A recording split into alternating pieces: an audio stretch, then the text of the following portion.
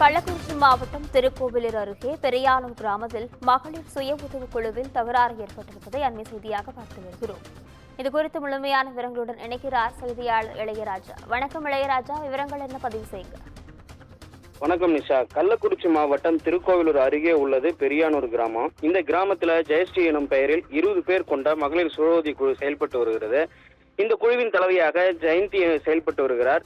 இந்த நிலையில் கடந்த மாதம் குழுவின் மூலமாக வங்கியிலிருந்து 7 லட்சம் ரூபாய் பணம் பெறப்பட்டதாகவும் அந்த பணத்தை குழுவில் உள்ளவர்களுக்கு பிரித்து தராமல் தலைவி மற்றும் துணைத் தலைவி ஆகியோர் பிரித்து கொண்டதாக கூறி ஒரு தரப்பை சேர்ந்தவர்கள் மற்றொரு தரப்பினர் மீது கடந்த சில நாட்களுக்கு முன்னர் திருக்கோவிலூர் காவல் நிலையத்தில் புகார் அளித்ததாக கூறப்படுகிறது.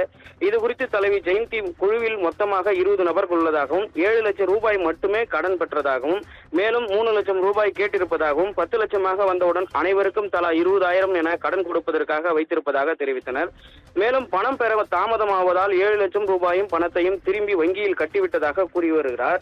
இதனை கேட்காத ஒரு தரப்பினர் நேற்று நள்ளிரவு குழுவின் தலைவி ஜெயந்தியின் வீடு புகுந்து நள்ளிரவில் வீட்டில் இருந்த பிரிட்ஜ், டிவி ஆகியவற்றை அடித்து உடைத்து நொறுக்கியுள்ளனர்.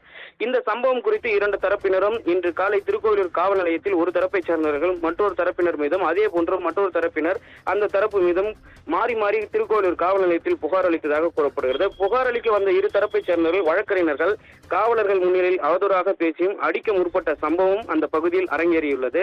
பின்னர் காவல் நிலையத்தில் இருந்த ஆய்வாளர், உதவி ஆய்வாளர் உள்ளிட்டோர் அவர்களை சமாதானப்படுத்தி அங்கிருந்து அனுப்பி வைத்ததாக கூறப்பட்ட நிலையில் திருக்கோவிலூர் காவல் நிலையம் பரபரப்பாக காணப்பட்டது. மேலும் 2 தரப்பினர் கொடுத்த புகாரின் பேரில் திருக்கோவிலூர் போலீசார் விசாரணை மேற்கொண்டு வருகின்றனர்.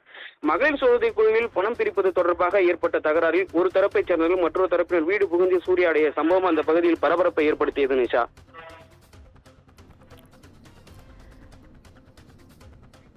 இளையராஜா, விவரங்களுக்கு நன்றி.